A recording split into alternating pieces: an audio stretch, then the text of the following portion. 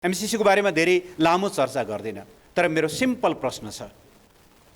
ऋषि धमालाजीले जनता जान्न चाहन्छन् भनेर प्रश्न गर्छन् नि, त्यस्तै जनता जान्न चाहन्छन् वर्तमान सरकारसँग सम्झौता गर्ने उहाँहरू। 2017 को सेप्टेम्बरमा प्रधानमन्त्री शेरबहादुर देउवा, त्यो सरकार बनाउने बलियो खम्बा पुष्पकमल दाहाल प्रचण्ड, त्यो सरकारका उपप्रधानमन्त्री परराष्ट्र मन्त्री कृष्णबहादुर महरा, त्यो सरकारका अर्थमन्त्री अहिलेका कानुन मन्त्री ज्ञानेन्द्र बहादुर कार्की, त्यति बेलाका गृहमन्त्री अहिलेका अर्थमन्त्री जनार्दन शर्मा, उहाँहरू नै हुनुहुन्थ्यो नि त। सम्झौता उहाँहरूले गरेर आउनु। हाम्रो सिम्पल प्रश्न, त्यो सम्झौता ठिक थियो भने अघिल्लो सरकारले यसलाई अगाडि बढाउँ भनेकै हो।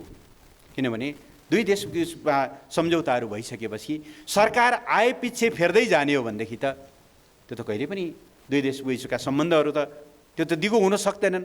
त्यसो भएको हुनाले सरकार भने एउटा अविच्छिन्न उत्तराधिकारवाला संस्था हो। अघिल्लो सरकारले गरेको भए पनि यसलाई अगाडि बढाउँ भन्दा आगो बाल्नुभयो उहाँहरूले।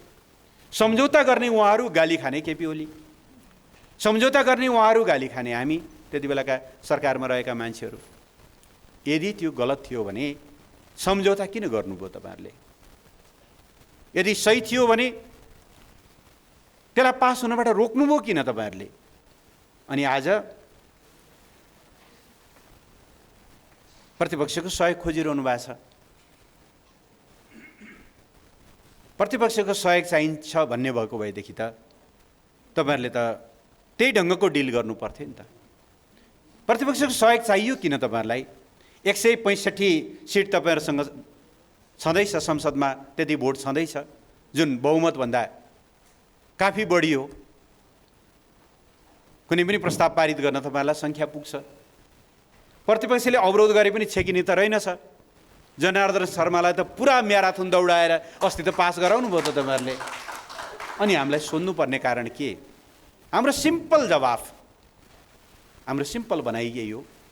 यस्ता विषयहरूमा जुन खालको क्षुद्र राजनीति हिजो गरियो, यस्ता विषयहरू, संवेदनशील विषयहरूमा सरकारको विरुद्ध हतियार बनाउने, कुनै व्यक्ति विशेषलाई विवादित गराउने ढङ्गले जुन ढङ्गले राखियो, यस्ता कुराहरू गरेर अगाडि बढ्न सकिँदैन। त्यसो भएको हुनाले अहिले हामी त्यसमा बोल्न किन हतारिएका छैनौँ भने पहिलो त सरकारले प्रस्तावै ल्याएको छैन। गठबन्धन के गर्छ थाहा छैन भन्नेहरूले भन्छन्, मलाई थाहा छैन। यो विषय अगाडि बढ्यो कि त गठबन्धन त भत्ताभङ्ग हुन्छ भनेर। कसरी भत्ताभङ्ग होला र? उहाँहरू त घाम जुनसम्म सँगै जाने हो भनेर भनेको भनै हुनुहुन्छ। बिहान पनि प्रचण्डको सुन्दै थिएँ, यो गठबन्धन कायम रह्यो भने हामी 2/3 ल्याउँछौँ भने भन्नुभएको छ। अब भने भनेको के हो थाहा छैन। त के गर्नुहुन्छ उहाँहरूले जान्ने कुरा भयो। तर आज उहाँहरूसँग सङ्ख्या छ, उहाँहरूले अगाडि बढाउने हो भने अगाडि बढाए हुन्छ। त्यसमा हाम्रो भन्नु केही पनि छैन। जे भन्नु पर्ला त्यो प्रस्ताव आइसकेपछि त्यति नै बेला हामीले आफ्ना पोजिसनहरू क्लियर गरौँला। तर हाम्रो भनाइ के हो भने यस्ता विषयहरूलाई आन्तरिक राजनीतिक किचलोको विषय बनाउनु हुँदैन। त्यसले देशको विश्वसनीयतालाई कमजोर गर्छ। सरकारलाई पत्याउँदैनन् मित्र राष्ट्रहरूले। सरकार पछि अनि प्रतिपक्षमा हुँदा एउटा, सत्तापक्षमा हुँदा अर्को, यसरी बोली फेरिँदै जाने हो भनेदेखि मुलुक अगाडि बढ्दैन। नीतिगत हिसाबले हेर्ने हो भने नेपाल जस्तो देश, नेपालको लागि विदेशी सहायता पनि आवश्यक छ, विदेशी पुँजी पनि आवश्यक छ, विदेशी प्रविधि पनि आवश्यक छ। हामी सबै खालका मुलुकहरूबाट सहायताहरू लिन्छौँ। तर त्यसो गरिरहँदा एउटै शर्त छ हाम्रो, राष्ट्रिय हितलाई कहीँ कतै पनि तलमाथि गर्न मिल्दैन। राष्ट्रिय हितलाई केन्द्रबिन्दुमा राखेर आवश्यक सहायताहरू लिन सकिन्छ। त्यस मामलामा फेरि हामी अर्कातिर बहकिएर जानुपर्ने जरुरी पनि छैन। तर यसलाई हिजो जसरी गिजोल्नुभयो उहाँहरूले जवाफ दिनु पऱ्यो नि त। अहिलेका सभामुखले जवाफ दिनु पऱ्यो। हिजोको सरकारले अगाडि बढाउन खोज्दाखेरि पुरा पर्खाल बनेर छेकेको त उहाँहरूले हो। अब त्यो पर्खाल भत्किन्छ कि पर्खाल खुल्छ कि त्यहाँबाट कुनै पाल निस्किने हो कि? पहिला यी विषयहरू आइसकेपछि मात्रै हामीले भन्नुपर्ने बेलामा भनौँला। त्यसबाट मैले सारमा यही निवेदन गर्न खोजेको हुँ। वास्तवमा नयाँ सरकारले जुन ढङ्गले एउटा सन्तुलित सम्बन्धका साथ अगाडि बढ्नु पर्थ्यो त्यो बढ्ने लक्षण देखाएन। नेपाल सार्कको वर्तमान अध्यक्ष हो। सार्कको एउटा मित्र राष्ट्र सदस्य राष्ट्र अफगानिस्तानमा यत्रो घटना घट्यो, कमसेकम सबै सार्कका सरकार प्रमुखहरू राष्ट्राध्यक्षहरूसँग के गर्ने होला, त्यहाँ मानवीय सङ्कट आउने भयो भने सार्कका हामी सदस्यहरूले ऐँचो पैँचो केही गर्न सक्छौँ कि, अलिकति सल्लाह गर्नुपर्ने होइन र? त्यहाँ त्यत्र नेपालीहरू अप्ठ्यारोमा परे। धन्न मित्र राष्ट्रहरूले आफू पनि जाँदाखेरि कसैले कतार लगेर छोडिदिए, कसैले युए ल्याएर छोडिदिए, त्यहाँबाट आए। तर अझै पनि कतिपय नेपालीहरू आउनु बाँकी छ। सरकार कुनै पहल गर्दैन। संयुक्त राष्ट्रसङ्घको महासभा सुरु भयो, मैले सुन्दै थिएँ हिजोसम्म डेलिगेसनको हत्तो पत्तो छैन। महासभा सुरु भइसक्यो, यहाँबाट जान भ्याइँदैन भने त्यहाँ नेपालको तर्फबाट स्थायी प्रतिनिधित्व हुनुहुन्छ नि, तपाईँले प्रतिनिधित्व गर्दै गर्नुहोस् भन्दा पनि हुन्थ्यो होला। कहाँ हराएको उहाँहरू? भागभण्डा नमिलेको भने कति समयसम्म भागभण्डा नमिल्ने हो? कसैलाई भागभण्डा मिलेन भनेर देशलाई बन्धक बनाउन पाइन्छ र? पाइँदैन। आज को कहाँ बसोबास गरेको छ भन्ने आधारमा सीमा छुट्याउने होइन। त्यति बेला विभिन्न चरणका नक्साहरू छन्। ती विभिन्न चरणका नक्साहरू बनाउँदा कम्तीमा पनि 125 वर्ष पुराना नक्साहरू छन्। त्यति बेला नदी जहाँबाट बग्थ्यो त्यसैलाई सिमाना मानेर यदि आज जोडभोग फरक ढङ्गको भएको छ भने पुरानै अवस्थामा फर्काउने गरी स्थिर सीमा सिद्धान्त तय गरेर अगाडि बढ्ने भनेर भनिएको छ। त्यस आधारमा कतिपय ठाउँमा कागजमा नेपालको नक्सा छ, तर त्यति बेलाको सिद्धान्त हेर्ने हो भने भारतको भूभाग भएको हुन सक्ने, अथवा आज भारतीयहरूले उपभोग गरिरहेका छन् तर त्यो नेपालको जमिन भएको ठहर्ने, यस्ता क्रस बोर्डर होल्डिङका क्रस होल्डिङका समस्याहरू छन्। चौथो, भएकै पिलरहरूलाई पनि भत्काइदिने, 10 गजामा ल्याएर स्थायी संरचनाहरू बनाउने, जबरजस्ती अतिक्रमण गर्ने चौथो खालको समस्या छ भनेदेखि पाँचौँ समस्या अघि राजेन्द्र सरले पनि राख्नुभयो। नेपालका नदीहरू आम रूपमा उत्तरबाट दक्षिण बग्छन्। यो दुवै देशको साझा समस्या हो। यो दुईटै देशले यी नदीहरूले कतिपय सन्दर्भमा वरदान र कतिपय ठाउँमा अभिशापको काम गरिरहेका छन्। सिँचाइ र अन्य वातावरणीय हिसाबले यिनीहरू सकारात्मक छन्, तर बाढी र डुबानको हिसाबले भन्यो भने यिनीहरू अभिशाप जस्तो पनि बनेका छन्। त्यस्तो हिसाबमा त्यो बाढी र डुबानको समस्या समाधान गर्नका लागि दुवै देशले आपसी समझदारीबाट कस्तो संरचनाहरू निर्माण गर्ने, चुरेको फेदैबाट नदीलाई ट्यामिङ गर्दै त्यसलाई बाँध्दै लगेर जाने हो भने नेपाल पनि सुरक्षित, भारत पनि सुरक्षित हुने गरी गर्नुपर्ने कामको सट्टा सीमामा एकतर्फी ढङ्गले संरचनाहरू बनाइएका छन्। कहीँ बाँध, कहीँ सडक, कहीँ तटबन्धहरू, कहीँ अरू के, र यसले प्रत्येक वर्ष नेपालको भूभाग डरलाग्दो गरी डुबान हुने गरेको छ। 100औं बिघा खेतीयोग्य जमिन नष्ट हुने गरेको छ। घरहरू बस्तीहरू नष्ट हुने गरेका छन् र त्यसले एउटा ठुलो सीमा क्षेत्रमा ठुलो समस्या पनि सृजना गरेको छ। यी सबै कुराहरूलाई ध्यानमा राखेर नयाँ सरकार आइसकेपछि पहिलो काम यो समस्या समाधान गर्ने। गत वर्ष हामीले बडो उत्साहका साथ सर्वसम्मतिका साथ लिपुलेक, लिम्पियाधुरा र कालापानी समेटिएको नयाँ नक्सा प्रकाशन गऱ्यौँ। त्यो नयाँ नक्सा अनुसारको निशान छाप बनाउन संविधानमा सर्वसम्मत संशोधन पनि गऱ्यौँ र नेपाल भारत संयुक्त आयोगको 6औं बैठक जो गएको जनवरीमा दिल्लीमा भएको थियो, जुन बैठकमा नेपाल र भारतका परराष्ट्र मन्त्रीहरूले को चेयर गर्छन्, संयुक्त अध्यक्षता गर्छन्, त्यो बैठकमा नेपालले औपचारिक रूपमा कालापानी, लिपुलेक, लिम्पियाधुराको विषयलाई एजेन्डामा प्रवेश गराएर यो समस्या छिटो समाधान हुनुपर्छ, त्यो जमिन नेपालले पाउनुपर्छ, नेपालको जमिन हो, नेपालले फिर्ता पाउनुपर्छ भनेर आफ्नो अडान राखेको छ। समस्या समाधान त्यहाँबाट खोज्नु पर्थ्यो, सरकारको थालनी त्यहाँबाट हुनु पर्थ्यो। त्यो त धेरै टाढाको कुरा हो। यो सरकार आउने बित्तिकै के गर्यो? सरकारको साझा न्यूनतम कार्यक्रममा कालापानी, लिपुलेक र लिम्पियाधुरा समस्या हुनु भनेर भनिदियो। कालापानी, लिपुलेक, लिम्पियाधुरा समस्या हो नेपालका लागि, त्यो समस्या हो कि नेपालको भूभाग हो, त्यो नेपालको सार्वभौम सत्तासँग जोडिएको, राष्ट्रियतासँग, भौगोलिक अखण्डतासँग जोडिएको विषय हो। भौगोलिक अखण्डता समस्या हुन्छ कुनै सरकारका लागि? भौगोलिक अखण्डताको विषय, कुनै देशको भूभागको विषय समस्या हुन्छ? समस्या भए त छोडिदियो भने टुङ्गिहाल्यो नि त। त्यही भन्न खोज्या हो।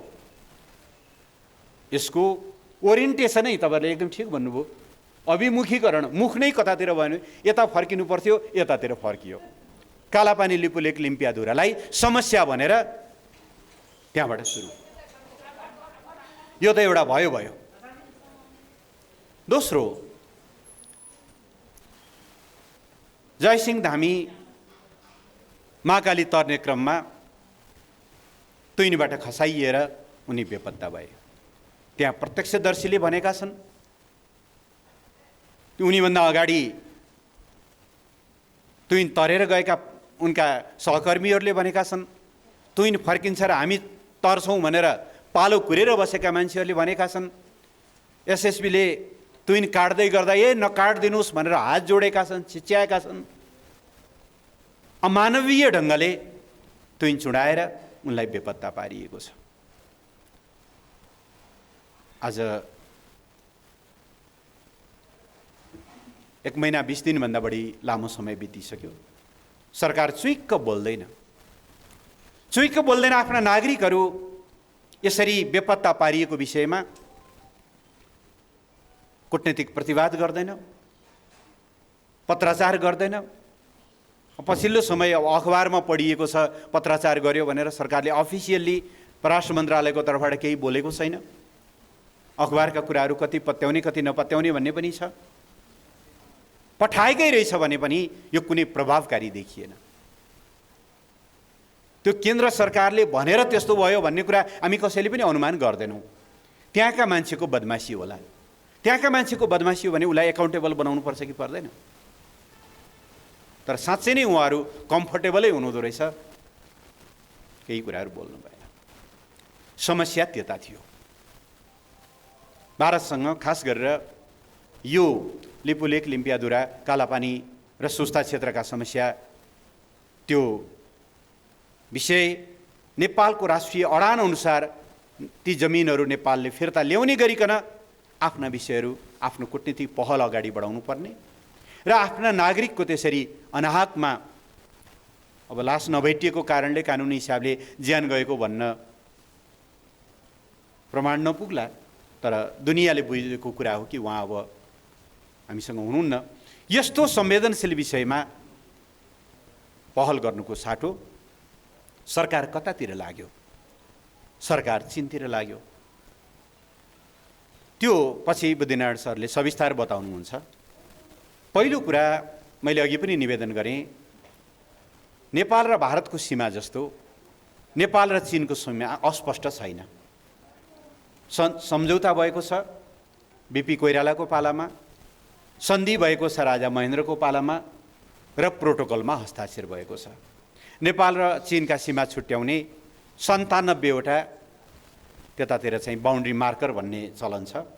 बाउन्ड्री मार्करहरू छन्, कहीँ पिलर छ, कहीँ भित्तामा खोपेको छ पहरामा, कहीँ धेरै अग्लो पहाड भएको कारणले त्यहाँ पिलर गाड्न नसकेको हुनाले यति उचाइको फल्नु चुली हाम्रो सिमाना हो भनेर 37 र 38 नम्बरको बाउन्ड्री मार्कर पहाडको चुचुरालाई बनाइएको छ। प्रोटोकलमा बहुत प्रष्ट ढङ्गले, उदाहरणको निम्ति 11 नम्बर पिलर फल्नु डाँडाको यति उचाइको, यति डिग्री अक्षांश, यति डिग्री देशान्तरमा छ। त्यहाँबाट सीमा अलिकति ओह्रालो लागेर दक्षिण हुँदै अनि त्यहाँबाट पूर्वतिर लाग्छ, फेरि अलिकति उत्तर लाग्छ, यति 1000 मिटर अग्लो फल्नु डाँडा हुँदै फेरि अलिकति खोल्सामा झर्छ, फेरि अर्को यति 1000 मिटर अग्लो फल्नामा डाँडामा जान्छ र यति किलोमिटर पश्चिम रहेको पूर्व रहेको 12 नम्बर पिलरमा गएर जोडिन्छ। डिटेलमा उल्लेख गरिएको छ। अचेल त हामी कहाँ प्रत्येक मोबाइलमा GPS ट्र्याकिङ गर्न सकिन्छ। तपाईँले त्यहाँ गएर ठक्क राख्नुभयो भने तपाईँकै मोबाइलले बताइदिन्छ तपाईँ कति डिग्री, कति हाइटमा आउनुभयो, कति डिग्री अक्षांश देशान्तरमा हुनुभयो। यो विषय दुईचोटि बडो रहस्यमय ढङ्गले उठ्यो। एउटा भारतले नाकाबन्दी लगाइरहेको बेला 2072 सालमा यो विषय उठिसकेपछि त्यति बेलाको सरकारले परराष्ट्र मन्त्रालयका सहसचिव, पछि उहाँ इजिप्टका लागि नेपालीको राजदूत हुनुभयो, जबिन्द्र अर्यालजीको संयोजकत्वमा एउटा टिम बनायो। त्यो टिमले अध्ययन गर्यो र त्यो सरकार पछि प्रचण्ड प्रधानमन्त्री हुनुभएको बेलामा त्यो सरकारलाई त्यसले प्रतिवेदन बुझाएको छ त्यहाँ सीमा मिचिएको छैन भनेर। यो 2073 साल भदौ या असोजको कुरा हो। पोहोर साल हामी हुँदैखेरि जब यो लिपुलेक लिम्पियाधुरा कालापानीको विषय आयो, कान्तिपुर पत्रिकामा एकदम ब्यानर न्युज सहित कृषि मन्त्रालय नापी शाखा कुन रिपोर्ट भनेर एउटा चिज आयो। हामीले कृषि मन्त्रालयमा सोध्यौँ तपाईँहरूको कहाँ नापी शाखा भन्ने चिज छ? उहाँहरूले खण्डन गर्नुभयो। नापीको काम त भूमि व्यवस्था मन्त्रालयले गर्छ, त्यो डकुमेन्ट फेक रहेछ। अब थाहा छैन यो संयोग कि के हो, कसैको पनि मृत्यु दुःखद हो, तर जसको नाममा त्यो न्युज आयो उहाँको पछि बल्खु खोलामा उहाँ डुबेर बित्नु पनि भयो त्यो पत्रकार। र पछि कान्तिपुरले यो समाचार गलत हो भनेर छाप्यो रिग्रेट सहित। हुँदै नभएको मन्त्रालयको शाखाको नाउँमा एउटा फेक डकुमेन्ट दिएर यो विषय हल्लाखल्ला भइसकेपछि र फेरि एकजनाले ल 11 नम्बर पिलर त हरायो भनेर भनिसकेपछि फेरि सरकारले त्यो विषय जिम्मा लियो र हुम्लाका तत्कालीन सिडिओको संयोजकत्वमा हामीले फेरि त्यहाँ फिल्डमा पठायौँ।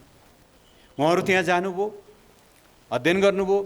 11 नम्बर पिलर सबुतै छ, 12 नम्बर पिलर सबुतै छ।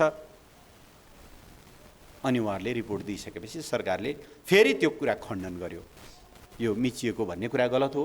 यस्ता संवेदनशील विषयमा रिपोर्ट दिनुपर्दा मन्त्रालयसँग सहमति गरेर पूर्व जानकारी लिएर मात्रै दिनुहोला, दुई देश बीचको कुरा हो यो भनेर। तर अहिले आश्चर्यजनक ढङ्गले समस्या एकातिर छ। साथीहरूले एकदम ठिक भन्नुभयो, टाउको दुखेको औषधि नाइटोमा लाई भने जस्तो समस्या एकातिर छ, एकातिर मान्छे बेपत्ता पारिएका छन्, कुरा त्यहाँ गर्नुपर्ने छ। तर समस्या नै नभएको एउटा मित्र राष्ट्रलाई चिड्याउने गरी यो सरकारले अहिले काम सुरु गर्यो। परिणाम के आउँछ हामीले अहिले भन्ने कुरा भएन। पहिलो कुरा त जब कुनै देशको बिचमा, दुई देशको बिचमा सीमा भन्दा बित्तिकै दुई देशको कुरा हो, समस्या आयो भने कूटनीतिक पहल गरेर दुवै देशको समन्वयमा मात्रै यस्ता गतिविधिहरू अगाडि बढाइनुपर्छ। एकतर्फी ढङ्गले एउटा देशले सीमा मिचियो भन्ने र उसले अध्ययन गर्ने हो भने अर्को देशको प्रतिक्रिया के हुन्छ? भारतसँग केही समस्या आयो भने पनि भारतसँग जोइन्ट इन्स्पेक्सन नै गर्ने हो, चीनसँग समस्या आयो भने पनि चीनसँग परामर्श गरेर संयुक्त टोलीले नै अध्ययन गर्ने हो। त्यो टाढाको कुरा हो। दोस्रो, यो समस्या आइसकेपछि म परराष्ट्र मन्त्री हुँदा हामीले नेपाल सरकारले एउटा निर्णय गरेको छ, एउटा स्थायी खालको संयन्त्र बनाएको छ। भारतसँगको सीमा नियमित रूपमा अनुगमन गर्नका लागि भारत हेर्ने मन्त्रालयका सहसचिवको संयोजकत्वमा परराष्ट्र मन्त्रालय, गृह मन्त्रालय, रक्षा मन्त्रालय, भूमि व्यवस्था मन्त्रालय, नेपाली सेना, नेपाल प्रहरी, सशस्त्र प्रहरी बल र नापी विभाग सहितको एउटा स्थायी संयन्त्र छ। उसले रेगुलरली ती सीमाहरू हेर्छ। पोहोर साल उहाँहरूले ताप्लेजुङदेखि लिएर दार्चुलासम्मको समग्र सीमाको अध्ययन गरेर यति मोटो रिपोर्ट दिनुभएको छ। त्यसै गरी चीनसँगको सीमाको पनि नियमित रूपमा त्यसको चाहिँ स्थितिको अध्ययन गरिरहनका लागि त्यस्तै गरी चीन हेर्ने सहसचिवको संयोजकत्वमा गृह, रक्षा, भूमि व्यवस्था, नापी विभाग, नेपाली सेना, प्रहरी र सशस्त्र प्रहरी बल रहेको अर्को स्थायी संयन्त्र छ। त्यो स्थायी संयन्त्रको टुङ्गोमा ल्याइएको छैन। सीमाको आउटर फेस परराष्ट्र मन्त्रालय हो, त्यो मन्त्रालयको प्रतिनिधि राखिएको छैन। टिम बनाइदिनु भयो, पठाइदिनु भयो। यो कूटनीतिक एउटा डिजास्टर हो भन्ने म ठान्छु। यसो गरेर हरेक मुलुकलाई, हरेक छिमेकीहरूको मनमा आशंकाहरू पैदा गरेर नेपाल जस्तो देशले अगाडि बढ्न सक्दैन। समस्याहरू छन् भने कूटनीतिक ढङ्गले यहाँ समस्या आयो, के रहेछ अध्ययन गरौँ, भनेर पत्राचार गरेर त्यो ढङ्गले जान सकिन्छ। भारतसँग समस्या उत्पन्न भयो भने पनि गर्ने त्यही हो। थुप्रैचोटि भारतसँगका कैयौँ ठाउँहरूमा यस्ता समस्याहरू आउँछन्। त्यहाँ यताको सिडिओ र उताको डिस्ट्रिक्ट म्याजिस्ट्रेटको बिचमा संयन्त्र छ, यताका डिआइजी र उताका डिआइजीको बिचमा संयन्त्र छ। समन्वय गरेर उनीहरू अगाडि बढ्छन्। तर जहाँ समस्या छ त्यहाँ समाधान नखोज्ने, त्यहाँ पहल नगर्ने, जहाँ समस्या छैन त्यहाँ एकतर्फी ढङ्गले हल्लाखल्ला गरेर सीमा मिचिएको पहिल्यै निष्कर्ष निकालिसक्नुभयो उहाँहरूले। किन यो नियमित अनुगमन त होइन, पहिल्यै मिचिएको निष्कर्ष निकालेर जे गर्नुभएको छ। वर्तमान सरकारले दुई देशको बिचको सम्बन्धलाई अनावश्यक चिसोपन निम्त्याउने काम गरेको छ। नेपाल जस्तो देशले आफ्ना दुवै छिमेकीहरूसँग सन्तुलित र परिपक्व सम्बन्ध राखेर मात्रै अगाडि बढ्नुपर्छ। समस्या छन् भने कुरा गर्नुपर्छ, लुकाएर राख्नुपर्छ भन्ने होइन। जसरी हामीले कालापानी लिपुलेक लिम्पियाधुराको कुरा स्ट्रङली भारत समक्ष राख्यौँ त्यसै गरी राख्ने हो। त्यसरी कुरा राख्दा सम्बन्ध बिग्रिन्न। कतिपय मान्छेलाई के लाग्छ भने नेपालमा एउटा जबरजस्त न्यारेटिभ स्थापित गर्ने कोसिस पनि हुँदैछ। नेपाल त सानो देश। पहिलो त नेपाल सानो देशै होइन। भूगोलको हिसाबले हामी संसारको 89-90औँ ठुलो मुलुकमा पर्छौँ। जनसङ्ख्याको हिसाबले त हामी 47-48औँ मुलुकमा पर्छौँ। हामी मध्यम आकारका मुलुक हौँ, हामी सानो होइनौँ। संयोग पर्यो दुवैतिर ठुला ठुला देश भएको हुनाले मात्रै हामी सानो हौँ। दोस्रो, कथम कदाचित हामी सानो रहेछौँ भने पनि सार्वभौम सत्ता त बराबर हो सबैको। देशहरू ठुलो अथवा देश सानो, आकारले ठुलो र सानो हुँदैमा सार्वभौम सत्ता ठुलो र सानो भन्ने त हुँदैन। यो सार्वभौम समानताको आधारमा अगाडि बढ्नुपर्नेमा एक खालका मान्छेहरू हामीमा एउटा हीनताबोध कि नेपाल जस्तो देशले पनि बराबरीको कुरा गर्न मिल्छ र, नेपाल जस्तो देशले पनि अलिकति मिचिँदा यो मिचियो भनेर चिच्याउन हुन्छ र, सानोतिनो मिचियो भने अब सहने, व्यावहारिक रूपले के गर्ने भन्ने ढङ्गले हामीमा त्यो एउटा हीनताबोध विकास गर्ने खालका प्रयत्नहरू पनि छन्। त्यो कुरालाई हामीले खण्डन गर्नुपर्ने हुन्छ। र हाम्रो देश सार्वभौम हो, समान हो, हाम्रो कसैसँग वैरभाव छैन। अघिल्लो सरकारले एउटा घोषित नीति नै बनाएको थियो, amity with all, enmity with none. सबैसँग मित्रता, कसैसँग छैन शत्रुता। हाम्रो संसारमा कुनै पनि मुलुक शत्रु होइनन्। तर कतिपय मुलुकसँग हाम्रा समस्या छन्। फेरि समस्या छन् भनेर हामी लुकाउँदैनौँ, भएका समस्याहरू लुकाउँदैनौँ। समस्या छन्, तिनलाई वार्ताबाट हामी समाधान गर्न चाहन्छौँ। समाधान गर्न सकिन्छ। कत्रा कत्रा ठुला ठुला समस्याहरू त वार्ताबाट समाधान गर्न सकिन्छ भने यो समाधान गर्न नसकिने कुरा होइन। हामीले बढी केही भनेकै छैनौँ। सुगौली सन्धि अनुसार जुन सीमा तय भएको छ त्यस अनुसारका भूभाग नेपालले पाउनु पर्यो। बस हामीले त्यही भने हो नि त। फेरि सुगौली सन्धि नेपालले लडाइँ जितेर दिग्विजय हासिल गरेर गरिएको सन्धि पनि होइन। हामी त कुमाउँसम्म पुगेका थियौँ, सतलजसम्म पुगेका थियौँ। पछाडि ब्याक हुँदै हुँदै रिट्रिट हुँदै हुँदै हुँदै आएर ल भो अब यहाँभन्दा बढी लडाइँ नलडौँ भनेर एक किसिमले नेपालको हात तल पारेर गरेको सन्धि हो नि त सुगौली सन्धि। सुगौली सन्धिको नाम सम्झिँदा गर्वले शिर ठाडो हुने सन्धि त होइन। हामीले स्वीकार गरेका छौँ। खुम्ची हो, हाम्रो झन्डै 40% भूभाग गुम्यो। अब त्यति बेला शक्ति सन्तुलन त्यस्तै थियो। हामी सुगौली सन्धिले जति जमिन तय गरेको छ त्यहीभित्र बस्न तयार छौँ, बस्छौँ। तर त्यसमा 1 इन्च पनि तलमाथि हुन पाउँदैन। त्यो कुरा भने हामीलाई मन्जुर छैन। त्यसकारणले त्यो सुगौली सन्धि अनुसार महाकालीको श्री लिम्पियाधुरा, महाकाली नदीदेखि पूर्वपट्टि पर्ने लिम्पियाधुरा, लिपुलेक, कालापानी क्षेत्र हाम्रा, त्यति बेला नारायणीको जुन कोर्स थियो त्यो कोर्स अनुसार पर्ने सुस्ताको भूभाग हाम्रो। हामीले भनेको यति हो। त्यसकारणले यो हिसाबले अगाडि बढ्नुपर्ने बेलामा वर्तमान सरकार आफ्नो राष्ट्रिय हित दुईटै हिसाबले न राष्ट्रको सीमाको बारेमा बोल्छ न राष्ट्रका नागरिकको बारेमा बोल्छ, बरु अन्तै अरू कुरामा बोल्छ। यस हिसाबले यसले एउटा अत्यन्त गलत बाटो समाउन थालेको, यसको मुख, यसको अभिमुखै अर्को दिशातिर जान लागेको प्रश्न देखिन्छ, जसको बारेमा हामीले सतर्क हुनुपर्छ, खबरदारी गर्नुपर्छ। त्यो बाटो जानबाट सरकारलाई रोक्नुपर्छ। हाम्रो मुलुकको भविष्य भनेको दुई छिमेकीहरूसँग सन्तुलित र मित्रतापूर्ण सम्बन्ध राख्दा नै हाम्रो एउटा चाहिँ भविष्य, हाम्रो हित र हाम्रा सबै कुराहरूको सुरक्षा दुई देशबीचको सन्तुलित सम्बन्धले हुन्छ। एकातिर ढल्किने, एकातिर खुसी पार्ने र अर्कोतिर चिडाउने कुराले नेपाल जस्तो देशले कहीँ पनि अगाडि बढ्न सक्दैन। यही कुरा अमेरिकाको हकमा पनि लागू हुन्छ। म यो